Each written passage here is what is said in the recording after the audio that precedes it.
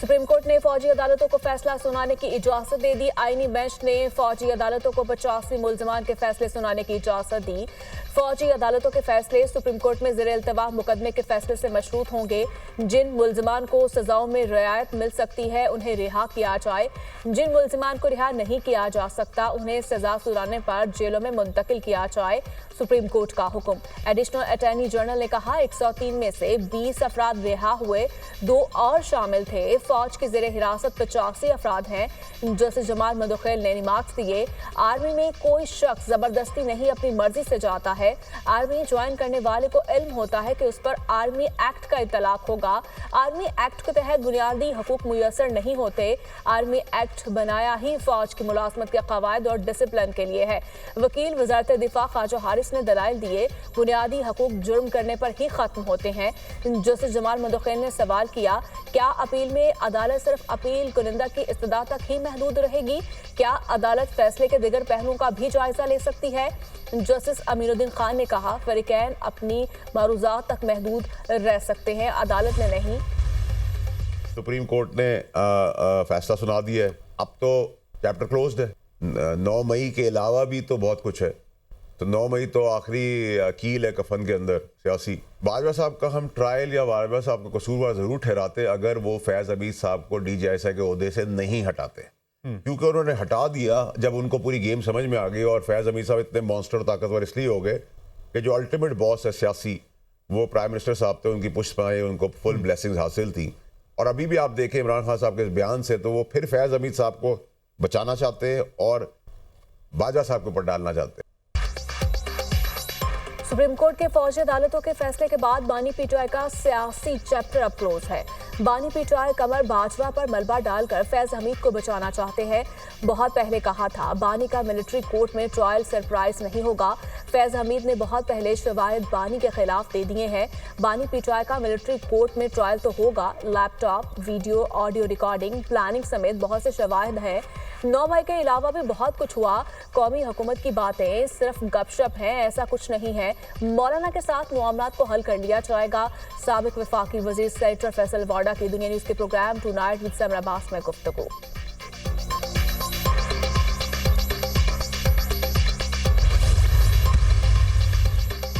मदारिस bill act बनने से FATF समेत दीगर आलमी पाबंदियां लग सकती हैं। सदर जरदारी के एतराज़ात सामने आ गए। नई बिल की मुख्तलिफ शिकों में मदरसे की तारीफ में ताज़ाद मौजूद है। मदारिस को बहैसियत सोसाइटी रजिस्टर करवाने से उनका तालीम के अलावा इस्तेमाल भी किया जा सकता है। एक्ट के तहत मदरसों की रजिस्ट्रेशन से फ़िरका वारिद के फैलाव का खदशा होगा। एक ही सोसाइटी में बहुत से मदरसों की तामीर से अमन अमान की सूरत हाल ख़राब होने का अंदेशा होगा। सोसाइटी में मदरसों की रजिस्ट्रेशन से मुफादात का टकराव होगा। ऐसे मुफादात के टकराव से आलमी तनकीद का सामना भी हो सकता है। आसिफ जरदारी का मदारिस की रजिस्ट्रेशन से मुतालिक मौजूद कवानीन का हवाला। पाकिस्तान मदरसा एजुकेशन बोर्ड ऑर्डिनेंस 2001 और Islamabad capital territory trust act 2020 का हवाला। दोनों एक्ट की मौजूदगी में नई कानून साजी मुमकिन नहीं हो सकती। सदर मुमलिकत का एतराज़।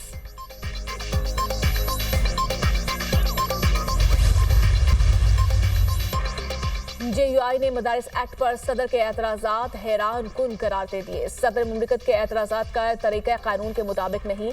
सदर के एतराज़ात आइन में दी गई मुद्दत के अंदर नहीं। मदारिस में कोई तजावीज़ और हल नहीं बताया जा रहा। लगता है ऐवान सदर बैरूनी दबाव का शिकार हैं। तर्जमान JUI असलम कारी।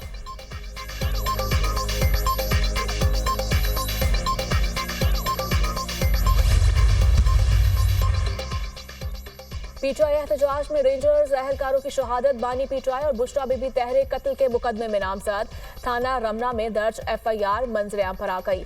वकुआ का मंसूबा अडयाला जेल में बना। रेंजर्स एहलकारों की अमवात का वकुआ बानी पीटीआई के इमा और हुक्म पर हुआ। बानी के हुक्म की तामील बुशरा बीबी, अली अमीन, उमर अयूब ने की। मुराद सईद, जुल्फी बुखारी, रऊफ हसन, हमाद अजहर भी मुजरिमाना साजिश में शामिल। बुशरा बीबी और दिगर मुल्जिमान ने वीडियो पैगाम के जरिए अवाम को मुत्तशिल किया।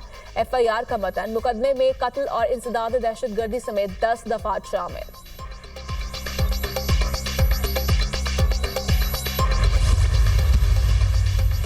हम मुज़ाकरात मुल्क के लिए करने को तैयार हुए हैं। बानी पीटीआई ने मुज़ाकराती टीम में मजीद 2 अरकान को शामिल किया। सेनेटर हामिद खान और अलामा राजा नासिर अब्बास को मुज़ाकराती टीम में शामिल किया गया। सिविल नाफरमानी की तहरीक के लिए बानी की हिदायत के मुताबिक अमल किया जाएगा। आईन और कानून की बालादस्ती से ही मुल्क आगे बढ़ सकता है। ओपोजिशन लीडर उमर अयूब की मीडिया टॉक। 2 शराइत पूरी करें, हम मुज़ाकरात के लिए तैयार हैं।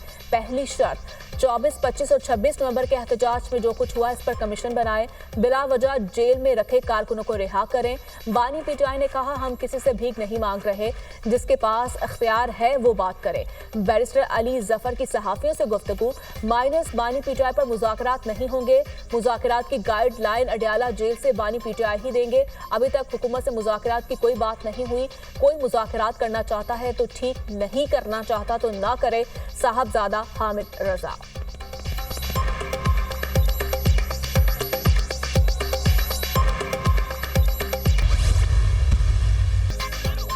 एक हाथ में तलवार थामकर दूसरे हाथ से मुसाफा नहीं हो सकता।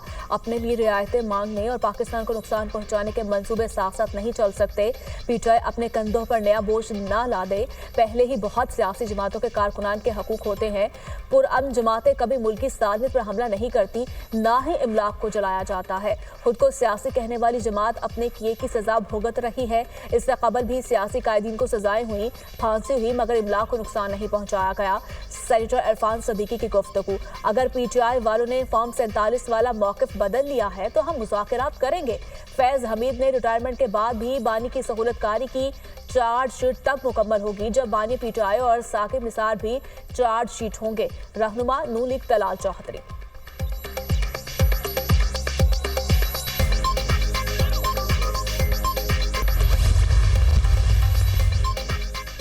जजेस तैनाती में एग्जेक्टिव का किरदार बढ़ चुका है। जुडिशल कमीशन में एग्जेक्टिव की अक्सरियत से सियासी तैनातियों का खतरा बढ़ जाता है। आईनी तरमीम के बाद जुडिशल कमीशन में अदलिया अक़लियत और एग्जेक्टिव अक्सरियत में है। जजेस तैनाती के लिए रूल्स बनाने के मामले पर जस्टिस मंसूर अली शाह ने रूल्स मेकिंग कमेटी के सरबराह जस्टिस जमाल मुदखिल को खत लिख दिया। जजेस तैनाती में अदलिया का अहम किरदार होना था। 26वीं तरमीम के बाद तवाज़ुन बिगड़ चुका है। अब एक भी तैनाती सख्त रूल्स की कसौटी के खिलाफ हुई तो अदलिया पर एतमाद में कमी आएगी। जुडिशल कमीशन के रूल्स बनाने का मामला अदलिया की आज़ादी के लिए निहायत अहमियत का हामिल है। आइन का आर्टिकल 175 चार्ज जुडिशल कमीशन को रूल्स बनाने के लिए बाइख्तियार बनाता है। रूल्स बनाए बगैर जजेस तैनाती से मुतालिक जुडिशल कमीशन की कार्रवाई गैर आइनी होगी। जस्टिस मंसूर अली शाह ने अपनी तजावीज़ भी अरसाल कर दी।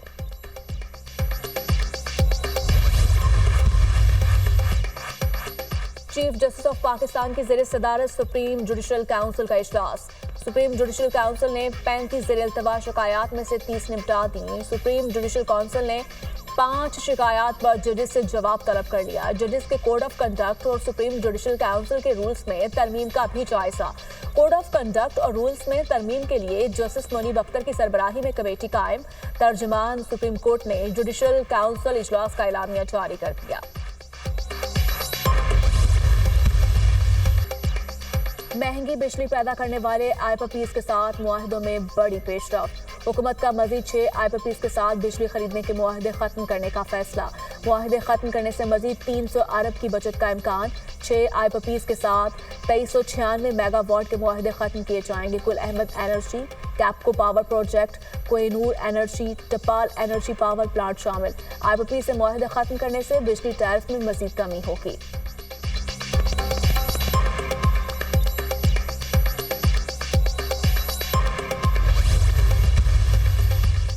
वज़ीर-ए-आज़म की बिजली के नर्ख मजीद कम करने की हिदायत। मुस्तक़बिल में कम लागत वाले बिजली मनसूबों को तरजीह दी जाए। बिजली मनसूबों के लिए मकामी वसाइल को अहमियत दी जाए। बिजली की मौजूदा इस्तेदाद को भी शमसी तवानाई पर मुंतकिल किया जाए। वज़ीर-ए-आज़म की ज़ेर सदारत बिजली के पैदावारी मनसूबों तरसीली निज़ाम पर जायजा इजलास। मुल्क में जारी पन बिजली के मनसूबों पर पेशरफ से आगाह किया गया। बिजली तरसील के निज़ाम में इस्लाहात पर अमल दरामद तेज करने की हिदायत। ज्यादा ईंधन से कम बिजली पैदा करने वाले फरसूदा बिजली घरों को फौरी बंद करने के अहकाम। वज़ीर-ए-आज़म ताजिकिस्तान के वज़ीर बराए तवानाई मुलाकात। शहबाज शरीफ का मुख्तलिफ शोबों में ताउन में पेशरफ पर इत्मीनान का इजहार। फरीकैन का ज़मीनी रवाबत, तवानाई, तालीम, ज़राअत के शोबों में ताउन को फ़रोग़ देने पर इत्तफ़ाक़।